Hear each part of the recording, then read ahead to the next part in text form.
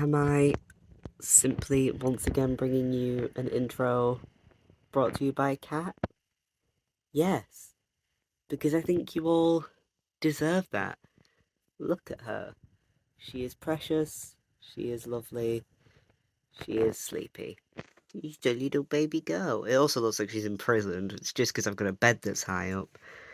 Oh no, did I make you jump? Oh, I'm so sorry. Oh, I'm sorry. Yes, it's fine, isn't it? He's okay. My sweet little angel. My precious little baby girl. Oh.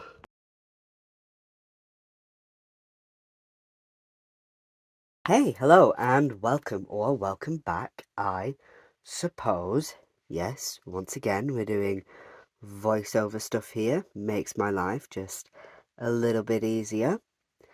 We're getting started on my sixth-ish of the best, and we're starting with People from My Neighbourhood by Hiromi Kawakami. This is a collection of flash fiction, all centered on this one neighbourhood. Now, I was supposed to be taking notes throughout. I know, who have I become? Unfortunately, because it's me, I got so engrossed in this book that I kinda forgot at one point.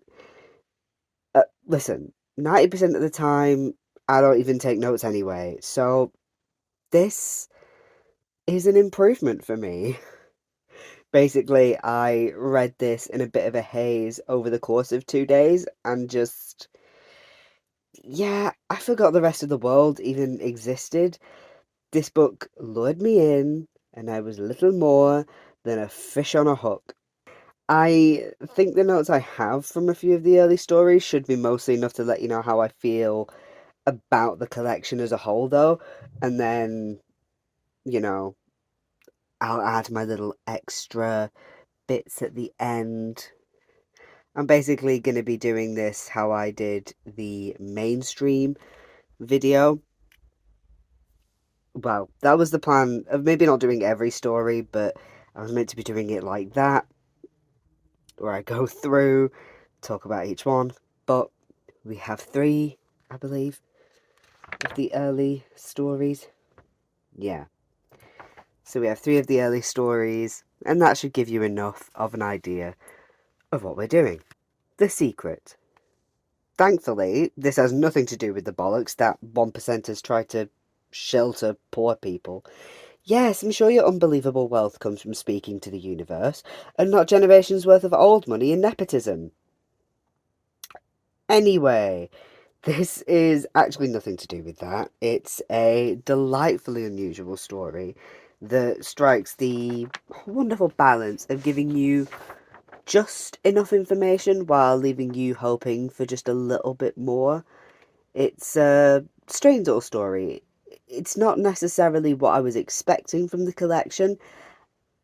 I don't think I was expecting the supernatural to be such a key aspect of the stories, but I am really glad that it was. And this is just a great way to set the tone for the book as well, as that was the first story in the collection. Chicken Hell. It became clear really early on that Kawakami is an expert on fitting huge stories in a tiny amount of space, like a TARDIS or a Mary Poppins bag.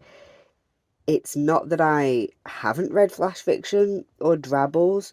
This isn't just me discovering that authors can do this. It's just that this is some of the best use of that form that I have ever seen. In particular with this story, to move away, from broader subjects, I really loved the childish wonder in the art gallery. It's a beautifully captured moment, that point where the narrator has their little, it's real, like, little moment. It was just super lovely.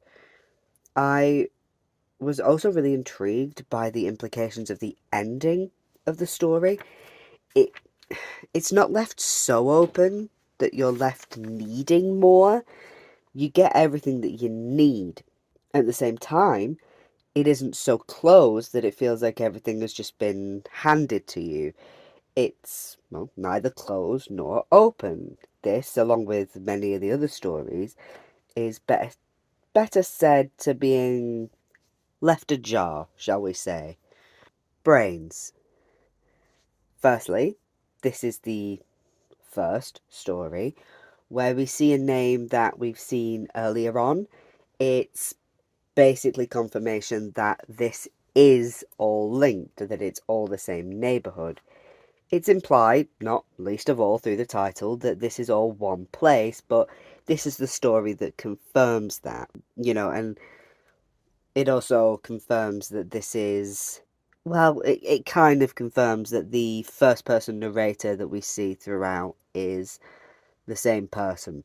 Secondly, this story was so deeply uncomfortable in a way that I can't fully articulate. The way Kane's younger sister reacts to being tickled and that sister's little wry smile at the end.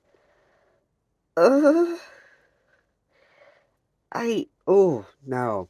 I mean, obviously, the brains inside the dolls are also repulsive, but that's different. That's a bit more tangibly gross, you know? I can picture that and go, yes, that's disgusting and slimy and gross. I can picture that, but there's something about the unknowability of the way this younger sister behaves. It's deeply unsettling. The Hachiro lottery. I just thought this story was incredibly fun. It's certainly one of my favourites from the collection, and I think that's mostly because it's just got a certain kind of charm to it that really drew me in. Many, if not most, of the stories have dark and or unsettling feelings to them in some degree, but that's not quite so much the case here. I mean, there are still certain implications that aren't exactly all fun and games, but there's no deep, feel it in your core kind of discomfort in this story. Like I said, while it's not some incredibly light-hearted, laugh a minute type of thing, it's just a fair bit lighter than the rest of the collection.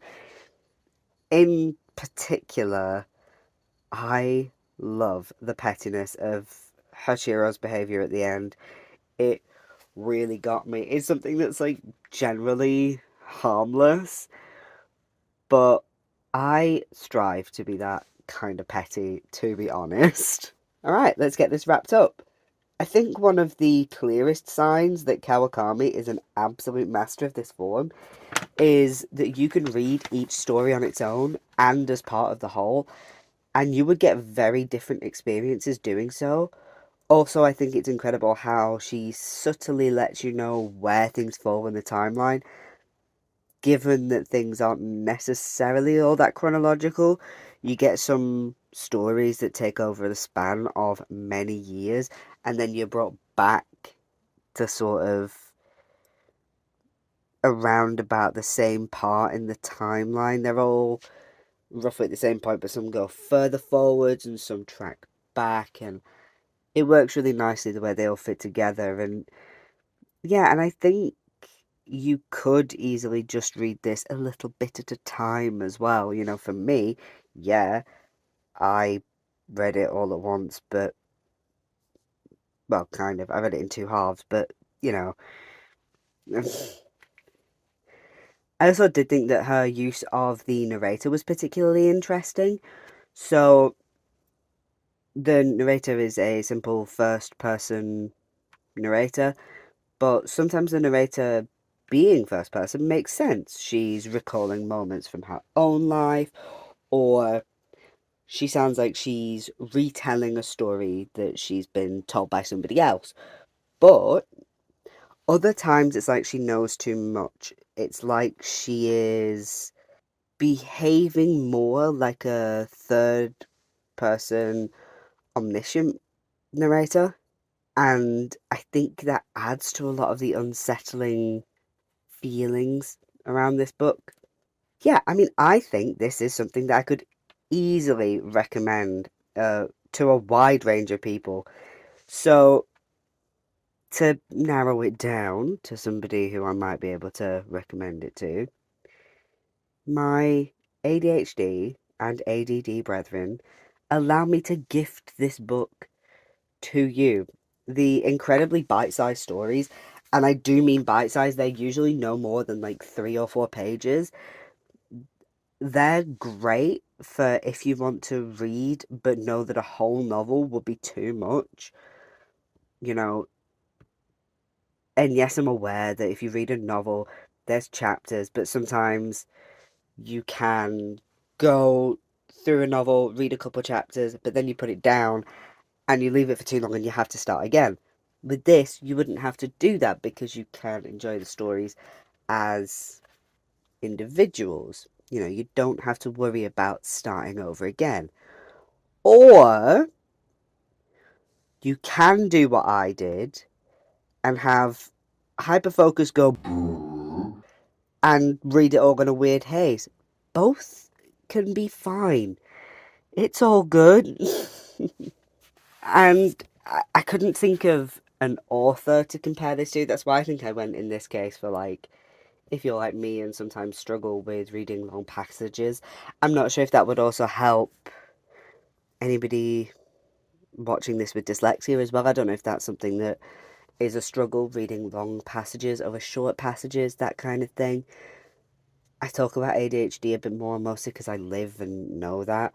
And also, I don't know where the memory stuff comes in with dyslexia. I know there is some memory stuff, but I know what it's like to read a few chapters of a book, put it down for ages, and then you have to start all over again. I did that with The Shelf by Helly Acton. I probably got about halfway through, put it down, meant to come back to it, kept meaning to go back to it, and then I didn't.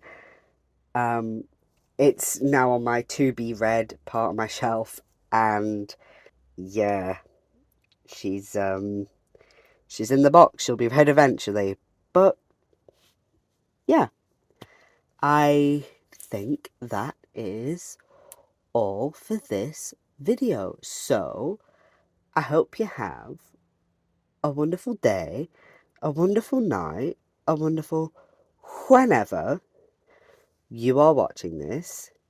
Take care of yourselves. Right.